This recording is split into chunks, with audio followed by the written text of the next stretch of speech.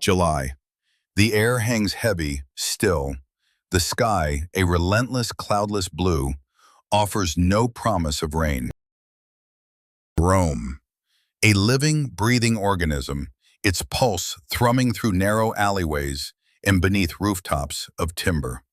Workshops spill their wares, warehouses teem with goods, fabrics hang suspended from beams, amphorae brimming with oil and potent wines, ropes, straw, pitch. A single spark and the entire city becomes a single, roaring exhalation of flame. This is not merely the chronicle of a conflagration. It is the saga of a city consumed and of a power forced to make an impossible choice. It is the testament of voices raised in panic, of guilt whispered in shadows, of Susan Inferno, and of women clutching their children to their chests, their faces etched with terror. This is the narrative of a Rome in its death throes, and of another, a phoenix, destined to rise from the ashes. In the moments to come, we will journey into those harrowing hours. We will walk alongside the flames, feel the heat sear our skin, hear the wind howl its mournful song, witness the very fabric of the city crumble and fall. We will understand how this fire, this elemental force, irrevocably reshaped the map, the laws, and the very soul of the world's most powerful capital. Remain with us, for in the precise instant where all seems lost, something entirely new begins. And to grasp the genesis of that new beginning is to truly understand Rome. The year is 64, Anno Domini. Rome is a cacophony, a vibrant, teeming metropolis. 14 districts, a mosaic of grand temples and precarious wooden tenements, courtyards overflowing with the detritus of commerce. The streets, a labyrinthine tanger fume, the cloying sweetness of decay, the acrid tang of sweat, the pervasive scent of oil and brazier smoke. Above, terracotta tiles bake under the relentless sun, dry timbers creaking their protest. This is a city built in proximity to fire, a city constructed from wood, a city that thrives on 1,000 tiny hearths, and it is precisely this inherent vulnerability that makes it susceptible to a single, all-consuming blaze. Along the vast expanse of the Circus Maximus, nestled amongst the warehouses that sustain the metropolis, lie mountains of precious and perilous cargo, bolts of fine cloth, bundles of reeds, coils of rope, sacks of grain. Here men, their bodies hardened by relentless toil, labor under the oppressive heat. As night descends, oil lamps flicker, casting long shadows. Some stand watch, their vigilance a fragile defense against the encroaching darkness. Others doze, their weary heads resting against sacks of grain. The long, hot days have rendered everything tinder dry. The wind, a constant, unidirectional force, conspires with the parched landscape. It is the perfect, terrifying tableau, poised for a single spark to ignite a tempest. The fire erupts in the dead of night, on a seemingly ordinary evening. No one will ever pinpoint its precise origin. A single flame, its breath growing bolder, finds the dry straw, then the brittle timbers, the draped fabrics, the pools of oil. In an instant, the inferno races through the shops, a predatory beast unleashed. Shouts pierce the night, frantic footsteps echo, doors slam shut in futile attempts to contain the chaos. Some desperately douse rags in water, a pathetic gesture against the raging beast. Others flee, their sole purpose to summon the city's nascent fire brigades. But the wind, a malevolent accomplice, forms into a relentless tide, surging across the arena, leaping over the Palatine Hill, pressing towards the densely packed dwellings. It insinuates itself into the narrow vicoli, climbing the rickety wooden staircases, consuming everything in its path. The towering tenements, once symbols of urban life, become infernos, chimneys spewing smoke and flame. Heat rises, a relentless tide, dragging the inferno upwards, floor by floor. Roofs buckle, then surrender, collapsing in a rain of burning embers. Wooden beams, once the sturdy bones of buildings, now sing a long, mournful note as they ignite. Plaster cracking and the streets below fill with a panicked humanity. Those with nothing left to lose offer only their bodies to the flames. Others clutch their worldly possessions, a chest, a rolled mat, a cherished memory as they flee. Children wail, their cries lost in the growing roar. Horses, terrified, rear and bolt, their hooves striking sparks on the cobblestones. Dogs, sensing the primal terror, vanish into the smoke-choked alleys. Some hesitate at their thresholds, caught in a terrible calculus of survival. To enter, to attempt to salvage what little remains, or to turn and run, to surrender to the inevitable. Most choose time, for fire is an unforgiving master, and it waits for no one. The fire brigades arrive, their choices the conflagration, and attempt to carve breathing spaces by felling entire sections of buildings. It is a battle fought on uneven terms. The wind, an invisible general, shifts its allegiance, opening new wounds in the city's flesh. Where water falls, the flames seem to recoil, only to surge forward again with another gust, advancing 50 paces with terrifying speed. Buckets are passed hand to hand, a desperate chain of humanity. But the chain breaks, a man falls, a beam crashes down. A narrow alleyway transforms into a furnace, its heat intensifying with every passing moment. A low, guttural hum fills the air, the sound of flames devouring ancient timbers. The sky, once a familiar blue, turns a bruised orange, then a suffocating black. In the opulent homes, courtyards are thrown open, offering refuge to those fleeing the inferno. In the public squares, families gather, their faces etched with fear and loss. Names are called out, a desperate roll call against the encroaching darkness. Some pray, their voices trembling. Others curse the heavens. Some sing, a fragile melody against the symphony of destruction, a desperate attempt to drown out the terror. Amidst the chaos, opportunists emerge, their hands quick to seize unattended goods. In every disaster, there are those who save and those who exploit. It is a harsh, terrible, and undeniable truth of human nature. The emperor, initially absent from the city, receives the news as it races along the coast. When he finally enters a Rome ablaze, he understands that mere extinguishment is not enough. He must provide solace and shelter for those left utterly destitute. He decrees the construction of temporary shelters and porticos for the displaced, and orders the distribution of grain at controlled prices. Even through the thick pall of smoke, whispers begin to circulate.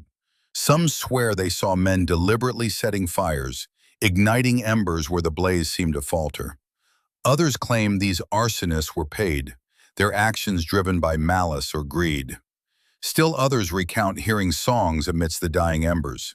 In every crisis, a legend is born, and the city, desperate for an explanation, craves a culprit. But the truth, in those agonizing hours, has no voice. It is drowned out by the deafening roar of collapsing structures. By the second day, Rome is no longer recognizable. It is a rose of flame, unfurling in every direction. The wind, finding the straight, wide avenues, transforms them into corridors of pure fire. In the winding, narrow streets, the heat coils and rebounds, surprising those who believe themselves safe. Every open door becomes a potential bellows, fanning the flames. The wind, a relentless force, turns the straight streets into channels of inferno, consuming all in its path. Every open door is a breath of oxygen, feeding the flames. Every window a sigh that becomes fire. Warehouses, dangerous treasure chests, oil, pitch, fa. Many flee towards the Tiber, boats filled to the brim. Some cross to find refuge on the opposite banks. Others remain in the water, clinging to anything that floats, a fragile illusion of safety in the river's embrace. From the hills, those who can ascend gaze upon Rome as one might watch a stormy sea. Columns transform into torches, porticos buckle, blackened statues seem to weep soot. At night, the sky becomes a carpet of embers. By day, a dark cloud steals the sun, turning midday into a grimy twilight. There are countless tiny stories that will never be written. A boy returning for his mother's amulet. An elder, eyes vacant, sitting on a threshold, lost. A dog refusing to leave its home, then suddenly running, never looking back. A merchant saving his ledger, losing all else. This is the raw material of disaster, a cascade of sudden choices, a testament to things surrendered to the Inferno. When one house collapses, it pulls another down with it. Smoke invades the lungs, a thick miasma that seems to need the very thoughts. Cisterns run dry, wells are insufficient. Amidst the still warm rubble, some dig, searching for an object, a face, a lingering breath. Soldiers keep back the desperate looters as walls teeter on the brink of collapse. It is a brutal choreography. A step forward, two back, then forward again, feet slipping on ash. 3, 4, 5 days pass.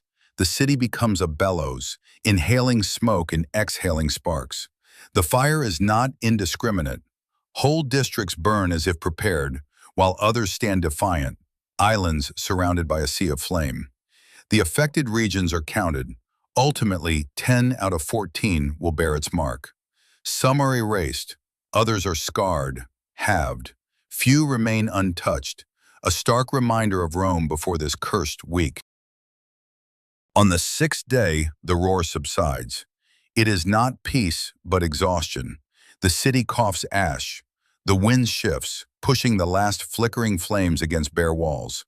The sound of water, finally gaining ground, can be heard. Buckets are emptied, wet cloths smother dying embers. Hooks tear down what still threatens to reignite.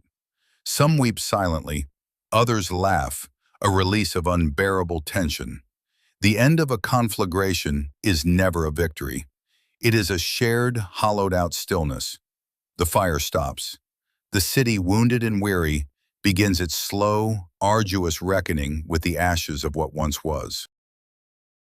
The city stills, a collective breath held captive by the Inferno. Then, as the stunned mind begins to stir, a new flicker ignites elsewhere. A tongue of flame, unexpected, a cruel surprise. It is a stab in the back. Panic erupts anew. The disciplined teams, once organized, scramble. Hooks, now repurposed, strain against the relentless heat.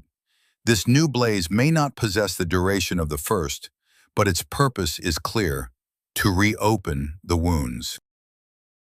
This is where suspicion hardens into certainty. Someone, it is whispered, aided the fire. Someone, it is believed, wished for the suffering to persist. The hushed rumors begin to coalesce, taking on precise names.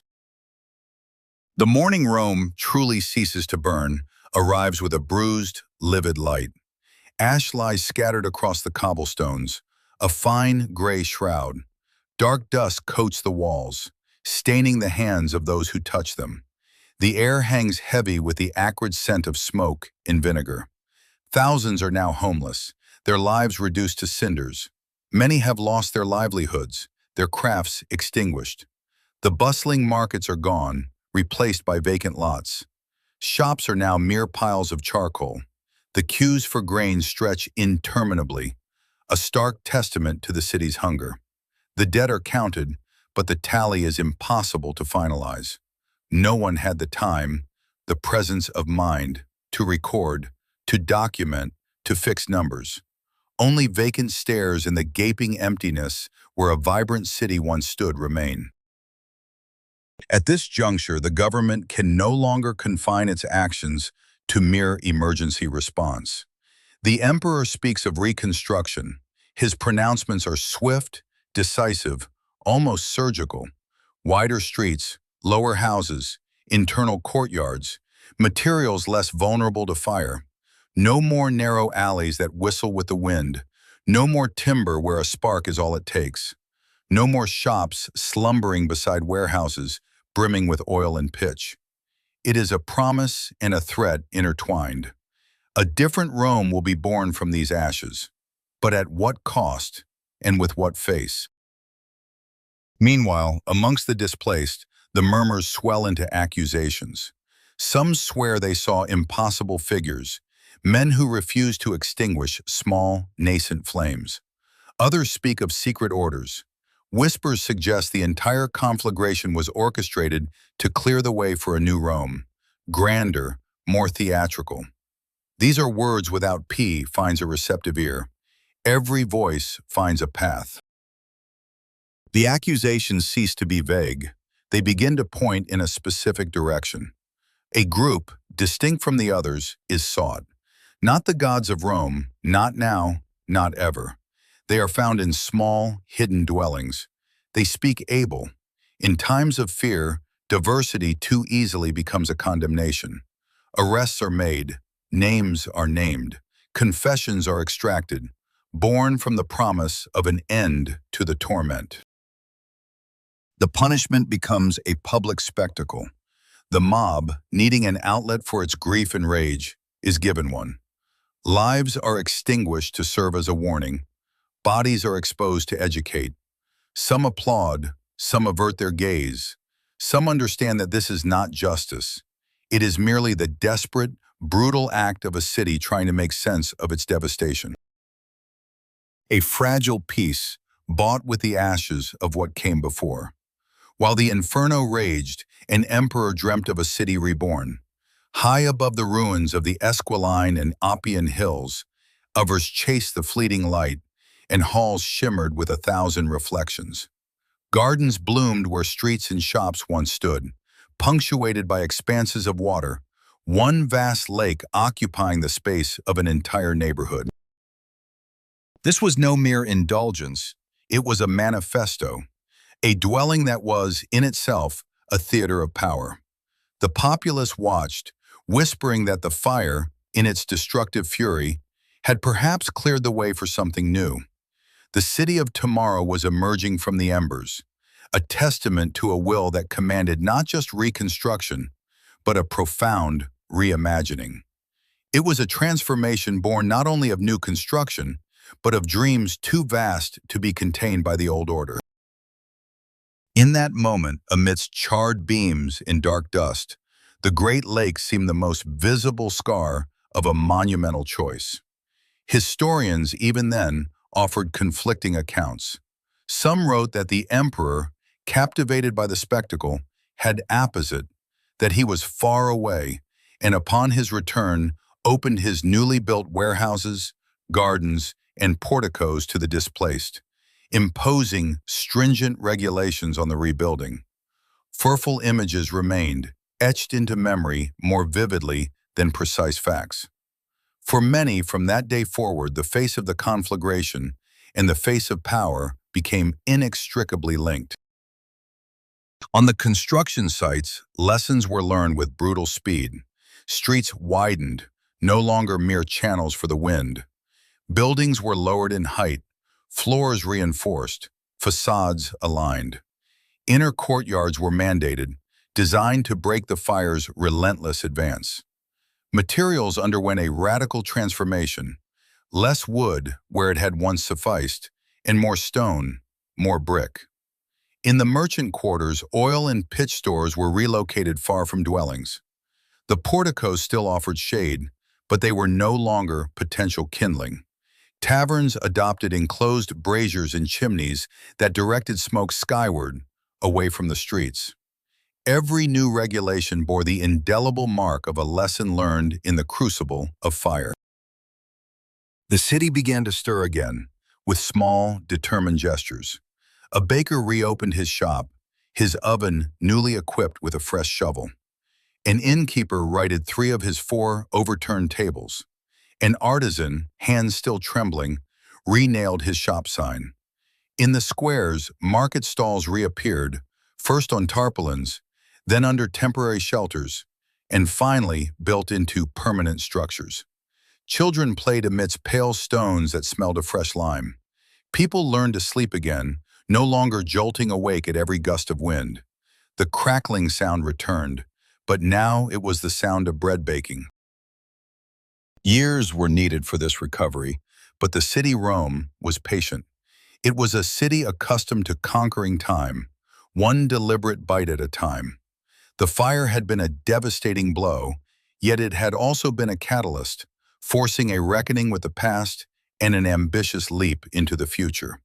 The resilience of stone, the ingenuity of man, and the enduring spirit of a civilization forged in conflict all converged to rebuild not just structures, but a new understanding of what a city could be. The ashes had settled, but from them, a more robust, more conscious Rome began to rise. Painters, brickmakers, their skills were suddenly in high demand. The prices of essential building materials surged as construction sites became voracious consumers of labor, drawing workers away from the marketplaces. Daylight hours were no longer sufficient. Work extended into the night, illuminated by the flickering glow of oil lamps. New sources of water emerged along the main thoroughfares, public basins and cisterns where citizens could refill their buckets and amphorae, vital arteries for a city in recovery. The vigiles, Rome's fire brigade and police force, began to chart swifter routes between districts, establishing patrols with more frequent rotations. The city's topography subtly shifted, with alterations noticeable only to those who lived and breathed its streets. Some roads were straightened, their paths made more direct. Others, once continuous, now met abrupt dead ends before air courtyards, a testament to the new architectural considerations. Upon thresholds, inscriptions began to appear.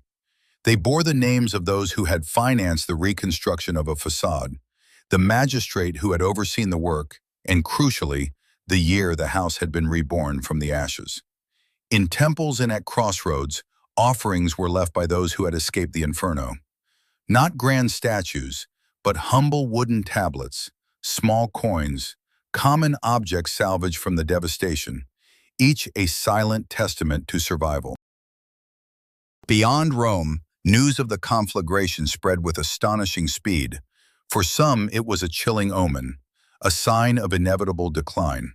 For others, it was proof of a city's indomitable spirit, its capacity to rise again. Regardless of interpretation, the very method of construction began to change, even in distant lands. Those who visited Rome departed with fresh perspectives, carrying with them new measurements and techniques, all designed with a singular purpose: to gain precious time against the next inevitable blaze. The fire had passed, but the work had not. Rome resumed its rhythm, now more vigilant, more resilient. There was no room for grand pronouncements, only a stark, unwavering imperative to move forward. This was the enduring legacy of the Inferno. All else was mere smoke, dissipated by the winds of time.